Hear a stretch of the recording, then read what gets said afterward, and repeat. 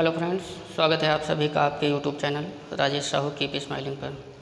साथियों, आज हम कक्षा 10 यूपी बोर्ड के जो काव्य संकलन पुस्तक है उसमें से तुलसीदास जी का जो दो शीर्षक हैं, धनुष भंग और वन पथ पर, तो उसमें से वन पथ पर जो शीर्षक है उसकी हम व्याख्या देखते हैं। आइए शुरू करते हैं। पुरते निकसी रघुबीर वधु धर धीर दये मग में डग द्वय। यानी जब राम लक्ष्मण और सीता जी तीनों लोग वन को चलते हैं तो जैसे ही उस अयोध्या नगर से तीनों लोग निकलते हैं तो धैर्य धारण करके सीता जी अभी रास्ते में सिर्फ 2 डग ही चली थी, यानी 2 कदम ही चली थी। झलकी भरी भाल कनी जल की पुट सूख गए मधुराधर वय। झलकी भरी भाल कनी जल की, यानी परिश्रम के कारण, अधिक थकान के कारण सीता जी के मस्तिष्क पर और चेहरे पर वो पसीने की बूंदें झलक उठीं। पुट सूख गए मधुराधर वय, और उनके जो मधुर ओंठ थे वे भी सूख गए। फिर बूझत है चलनो अब केतिक पर्ण कुटी करिहो कित होय। फिर रामचंद्र जी से पूछती हैं कि अभी और कितना चलना है और पत्तों की कुटी आप कहाँ बनाओगे। तिय की लख आतुरता पिय की अखियाँ अति चारु चली जल चुई। तिय स्त्री, और स्त्री की अर्थात सीता जी की व्याकुलता को देख करके पिय यानी श्री रामचंद्र जी की आँखों से आंसू निकल पड़े। अगला है जल को गए लखन है लरिका परिखो पिय छाह घरीक होई ठाढ़े। यानी सीता जी लक्ष्मण को जल लेने के लिए भेज देती हैं और रामचंद्र जी से कहती हैं कि लक्ष्मण अभी बहुत छोटे हैं और इस अपरिचित स्थान पर जल लेने गए हैं तो उन्हें जल लाने में थोड़ी देर हो सकती है, इसलिए इस छाया में हम लोग एक आध पल के लिए खड़े होकर आराम कर लेते हैं। पोंछ पसेऊ बयारी करूं, यानी सीता जी कहती हैं मैं अपना पसीना पोंछ लूँगी, बयारी करूं और हवा कर लूँगी। और पाएँ पखारी हों भूभुरी डाढ़े, और जो इस गर्म रेत पर चलने से जो पैर जल रहे हैं उनको मैं धो करके थोड़ा आराम कर लूँगी। तुलसी रघुबीर प्रियाश्रम जान के बैठ विलम्ब लव कंटक काढ़े। फिर तुलसीदास जी कहते हैं कि जब रामचंद्र जी ने देखा कि सीता जी बहुत थक गई हैं तो उन्होंने सीता जी के पैरों से कांटा निकालने का नाटक किया। अर्थात कांटे थे नहीं उनके पैर में, फिर भी कांटा निकालने के बहाने थोड़ी देर तक आराम किया। जानकी नाह को नेह लख्यो पुलको तन बार बिलोचन बाढ़े।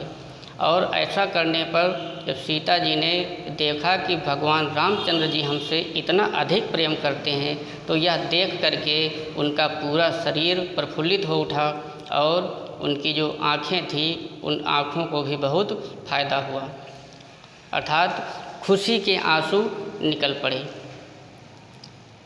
फिर थोड़ी देर जब आगे चलते हैं तो रानी मैं जानी अजानी महापव पाहन हूँते कठोर ही हुए। तो एक नगर के पास से जब जा रहे थे तो वहाँ पर कुछ सखियाँ रास्ते में उन्हें मिलती हैं और आपस में बातचीत करती हैं। रामचंद्र, लक्ष्मण और सीता जी को देख करके वे आपस में बातचीत करती हैं और कहती हैं रानी मैं जानी अजानी महा पविपाहन हूँते कठोर ही है। यानी मैं जानती हूँ कि जिस रानी ने इनको वनवास दिलाया है उस रानी का हृदय पत्थर से भी अधिक कठोर है। यानी जिस रानी ने इनको वनवास दिलाया है उस रानी का हृदय वज्र और पत्थर से भी ज़्यादा कठोर है। राजहु काज अकाज न जानो कहो तिय को जिन कान कियो है। और उस राजा ने भी इस काम को गलत नहीं समझा जिसने स्त्री की बात को ध्यान में रखते हुए इन तीनों लोगों को वनवास दे दिया है।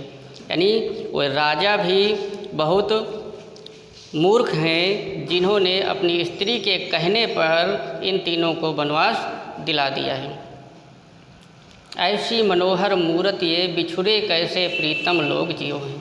कहा कि ये तीनों लोग एकदम मूर्ति के समान सुंदर लग रहे हैं और जो लोग इनसे बिछड़ गए हैं वे लोग इनके बिना कैसे जिएंगे। आँखिन में सख राखिबे जोग इन्हें किम कै बनवास दियो। कहा कि ये तीनों लोग जो हैं आँखों में बसाने के योग्य हैं, पता नहीं किस लिए और किसने इन्हें बनवास दे दिया है। शीश जटा और बाहु विशाल बिलोचन लाल तिरछी सी भौहें। फिर जब थोड़ा आगे चलते हैं तो उन्हें फिर कुछ स्त्रियां मिलती हैं, तो उन्होंने जब देखा तीनों लोगों को तो रामचंद्र जी के बारे में कह रही हैं शीश जटा, यानी सिर पर बड़े बड़े बाल हैं, बड़ी बड़ी जटाएं हैं। उर बाहु विशाल और उनकी भुजाएं भी बहुत विशाल हैं। बिलोचन लाल और उनकी आँखें लाल हैं। तिरछी सी भौहें और उनकी भौहें जो हैं वो तिरछी हैं। तून सरासन बाण धरे और कंधे पर बाण और धनुष तरकस भी धारण किए हुए हैं। तुलसी बन मार्ग में सुठ सोहे। इस प्रकार से उस रास्ते में तीनों लोग शोभायमान हो रहे हैं। सादर 12 बार शोभाए चितें तुम त्यों हमरो मन मोहे। फिर वो सखी कहती है, सीता जी से कहती है कि जब बार बार रामचंद्र जी प्रेम की नज़र से तुम्हारी ओर देखते हैं तो उनको देखते हुए हमारा मन भी मोहित हो जाता है। पूछत ग्राम बधू यशो कहो सांवरे से सखी रावरे को है। फिर एक स्त्री सीता जी से पूछती है, कहो सांवरे से सखी रावरे को हैं। कहा कि ये जो तुम लोगों के साथ में सांवले वाले हैं ये तुम्हारे कौन हैं। तो इस प्रकार जब उस स्त्री ने सीता जी से पूछा तो शून्य सुंदर बैन सुधा रस साने सयानी है जानकी जानी भली। यानी सीता जी ने जब इन सुंदर वचनों को सुना, अमृत से पगे हुए वचनों को सुना, तो सयानी है जानकी जानी भली। तो सीता जी बहुत चतुर थी, बहुत सयानी अर्थात बहुत चतुर थी, चालाक थी। तिरछे करि नयन दे सैन तिन्हें समझाई कछु मुस्काई चली।